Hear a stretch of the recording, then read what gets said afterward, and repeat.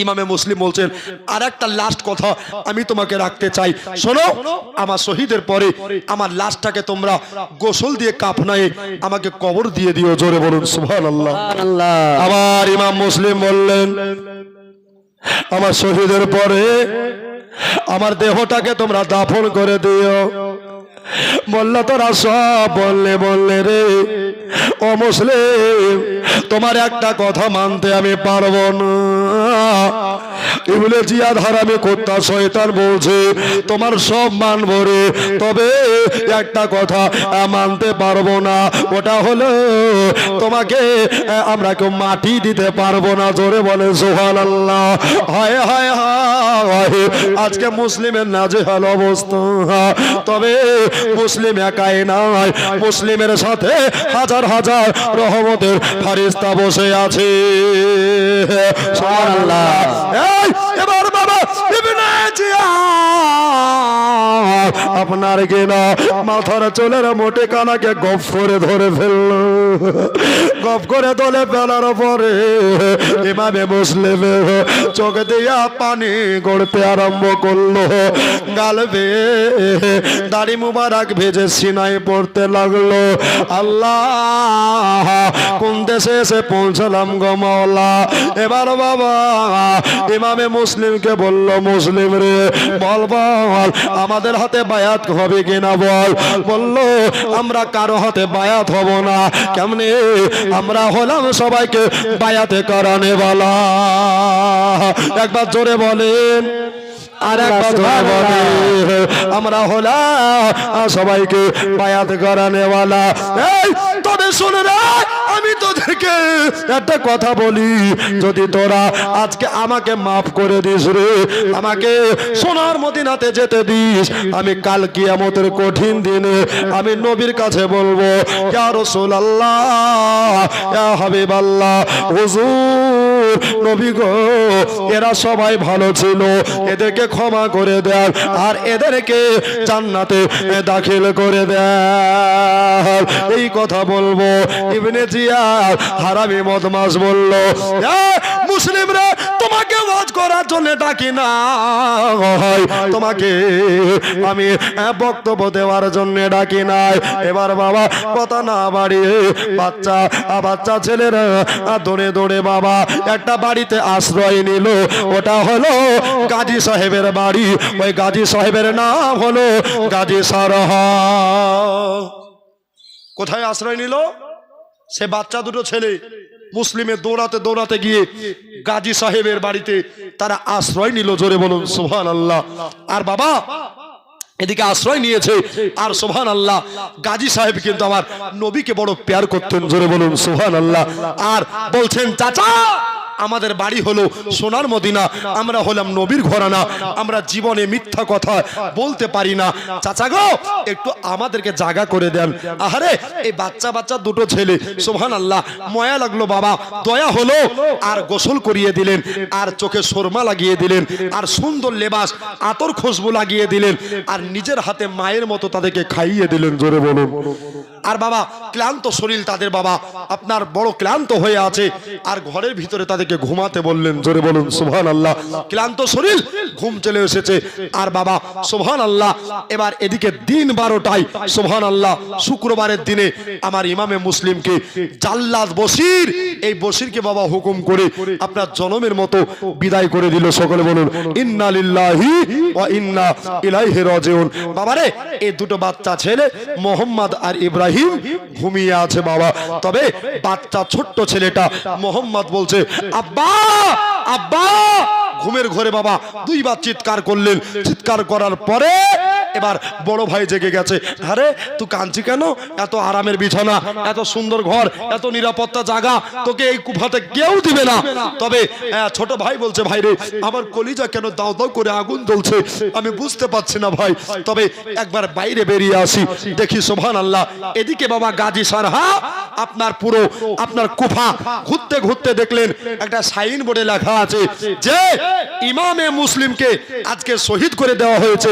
তবে এখনো তার দুটো সন্তান এই কুফা দেশে ভরা আছে, এদেরকে যে ধরে দিতে পারবে তাদেরকে অনেক টাকা এনাম বিতরণ হবে। জোরে বলুন। সাইনবোর্ড দেখে বাবা ইনি কানতে কানতে চলে আসলো। সবাই গাজী সরহার চোখে পানি, চোখে বাবা অশ্রু ধরে যায়। আর চারিলে গাজী সরহা যেন কান্দে আসে। আল্লাহ, কি করা যায়, কি করা যায়? আমার বাড়িতে যদি এজিদের লোকেরা সার্চ করতে করতে যদি খুঁজতে খুঁজতে চলে আসে, যদি পহচান পেয়ে যায়, যদি খবর পেয়ে যায়, তাহলে আমি হয়তো আর বাঁচাইতে পারবো না। গাজী সরহা আপনার বৈকাল টাইমে চারলে যেন বাড়িতে বসে বসে কাঁদছে। বাচ্চা বাচ্চা ছেলে তারা দোনো ছেলে গাজী সরহার দিকে তাকায়া তাকায়া দেখতে লাগলো। আল্লাহ, ইয়া পরওয়ার, ইয়া রব্বুল আলামিন গো, আমরা চাচার বাড়িতে খাচ্ছি বলে, আমরা চাচার বাড়িতে ঘুমাচ্ছি বলে হয়তো চাচা আমাদেরকে বলতে পারে না, তবে চাচার কাছে যাব, আর চাচার কাছে গিয়া মদিনা রাস্তা চিনে নিয়া আমরা আজকে মদিনা চলে যাব। এ বাবা, ও সৈয়দপুরের মা কালা বোনেরা, এবার বাবা হযরত ইমামে মুসলিম রাদিয়াল্লাহু তাআলা আনহু দোনো লড়কা, দোনো ছেলে, পাঁচবান ছেলে গাজী সরহা আর কাছে এসে হাজির হয়ে গেল। চাচা গো, চাচা আপনার বাড়িতে আমরা ঘুমাচ্ছি বলে, আপনার বাড়িতে খাচ্ছি বলে আপনার হয়তো অসুবিধা হয় চাচা, তবে চাচা আমাদেরকে ক্ষমা করেন, মদিনার রাস্তা দেখিয়ে দেন, মদিনার পথ চিনিয়ে দেন, আমরা মদিনা চলে যাব। গাজী সরহা বললেন, এই দুটো সোনার চাঁদকে দেখে আমার 32টা নাড়িতে টান পড়ে গেল, আমার 32টা নাড়িতে টান পড়ে গেল। ও বাবা, তোমাদেরকে কোন ভাষায় বলবো? বলে চাচা, আমার আব্বা এই কুফা দেশে ভরায় আছে, এরা জানে না এদের আব্বা জনমের মতো দুনিয়া থেকে বিদায় হয়ে গেছে। সাজায়া গোছায়া দেহ মরে সজনে তোরা, আতর গোলাপ মাখায়া দে, জোরে বলেন সুবহানাল্লাহ।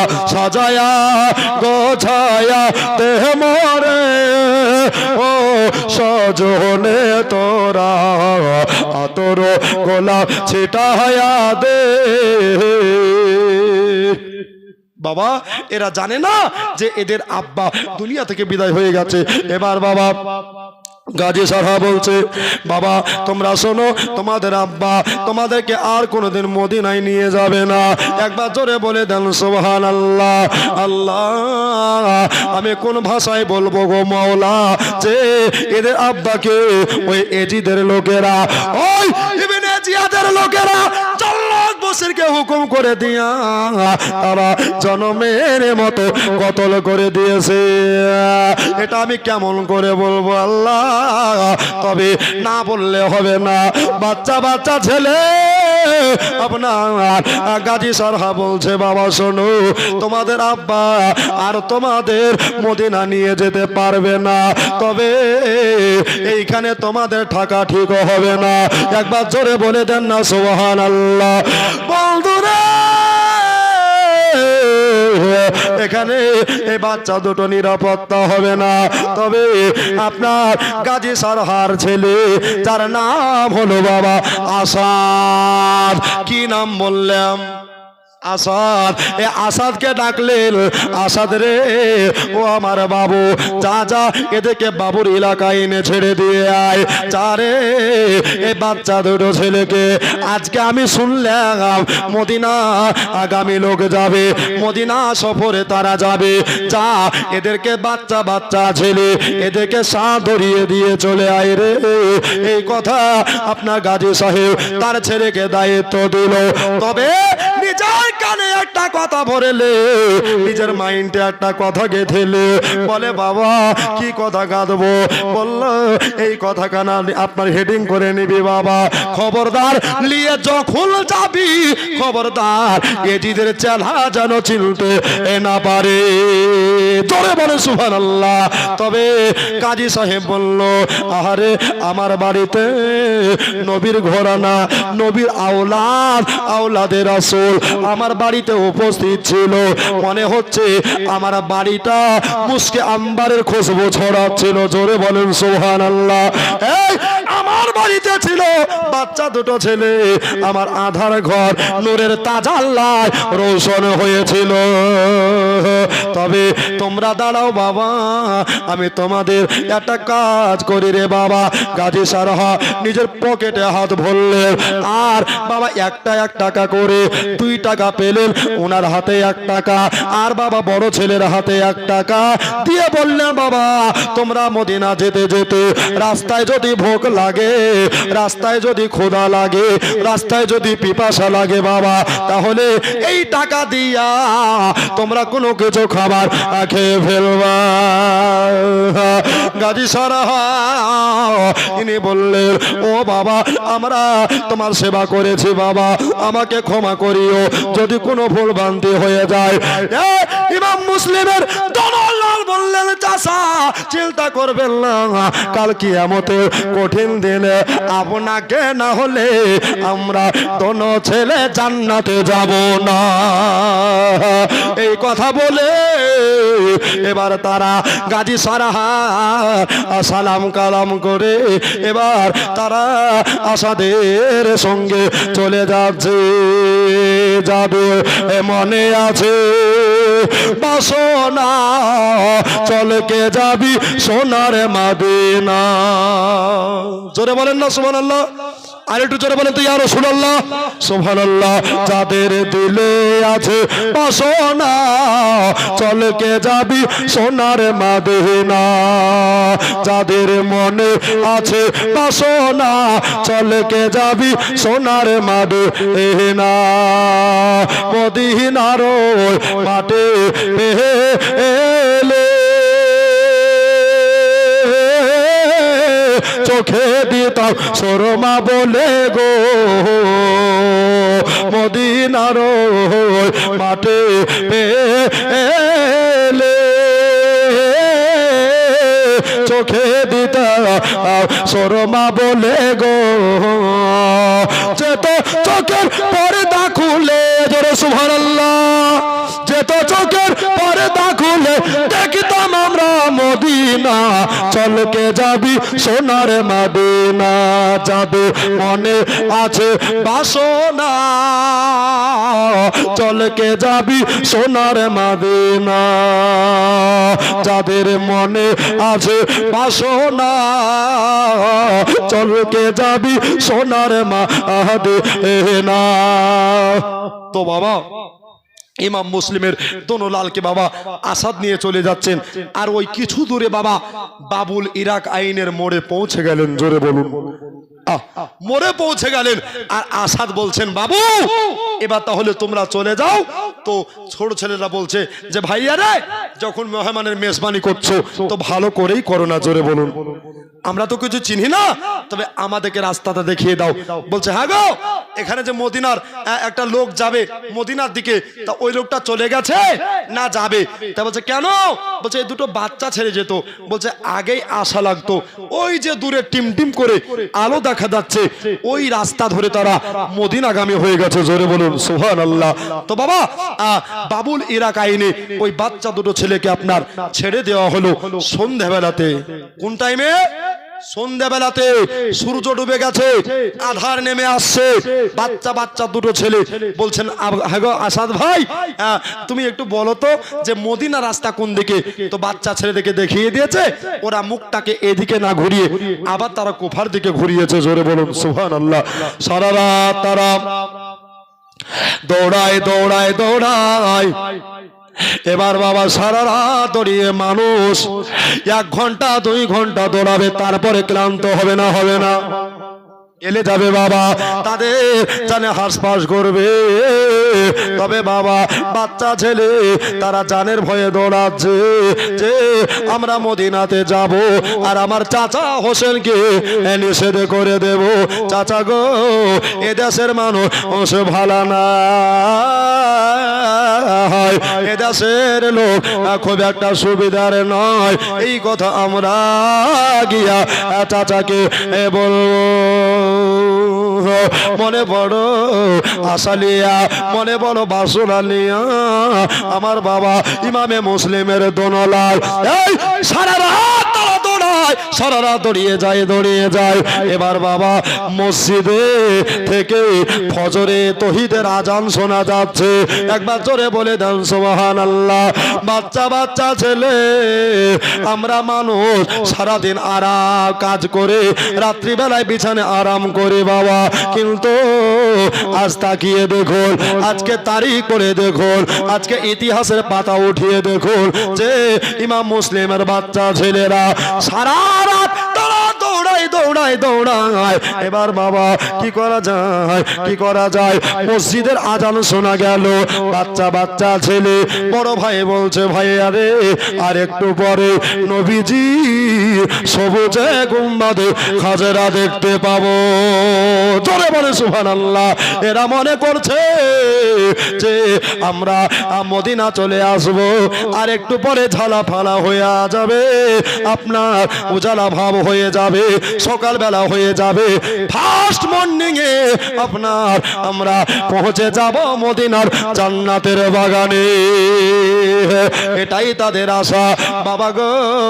এবার সারা রাত তারা দৌড়িয়ে সুবহানাল্লাহ। এবার বাবা ঝালা ফালা হলো। এবার বাবা মুখটাকে এদিকে না করে আবার কুফার দিকে তারা দৌড়িয়ে আবার তারা কুফার জঙ্গলে পৌঁছে গেল। কুফার জঙ্গলে পৌঁছে গেল। বলে আয় আল্লাহ, এটা কি করলেও আমরা মদিনা বোধহয় নসিবে হবে না, আমাদের মদিনা আর বোধহয় ভাগ্যে জুড়বে না। আল্লাহ গো, এবার আমাদের কেউ জায়গা দিবে না এখানে, সবাই তারা নবীর দুশ্মনী করে, আমাদেরকে কেউ জায়গা দেবে না।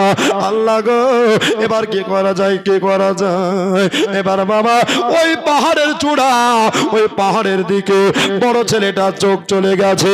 একবার জোরে বলে যান সুবহানাল্লাহ।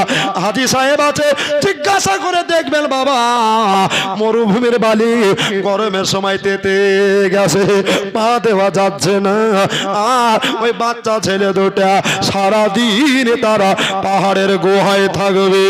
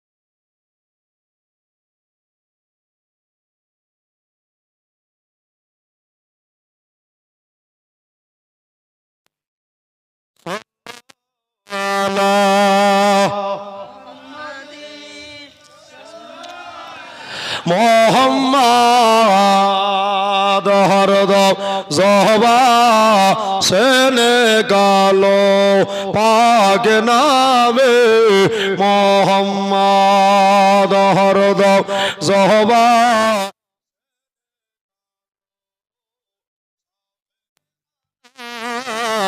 মোহাম্মদ তাআলা আলাইহি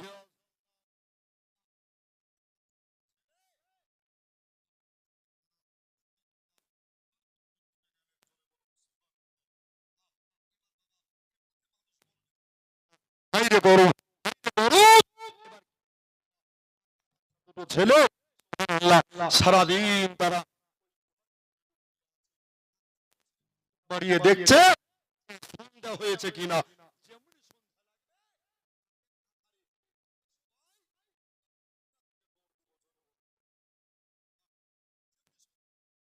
আমরা বানাতে মদিনার দিকে দৌড় দেবো।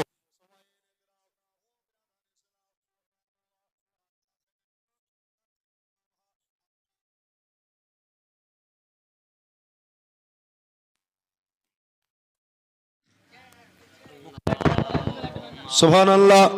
যেমনি বাবা 12টা বেজে গেছে, বাচ্চা ছেলে গরমে মনে হয় সিদ্ধ হয়ে যাচ্ছে, শরীর খানা যেন তাদের ভেপে যাচ্ছে। এবার বাবা নবী বংশের আওলাদ তারা বড় কষ্ট পাচ্ছে। আল্লাহ এই দিন মনে হচ্ছে কাটতে চাহে না, এই দিন মনে হচ্ছে ফুরাতে চাহে না। আর দেখবেন বাবা বিপদের দিন বাবা কাটতে চাহে না। ভাইয়া রে রৌদ্র কত দূরে গেছে দেখো, পশ্চিমে অস্তিত্ব হচ্ছে কিনা।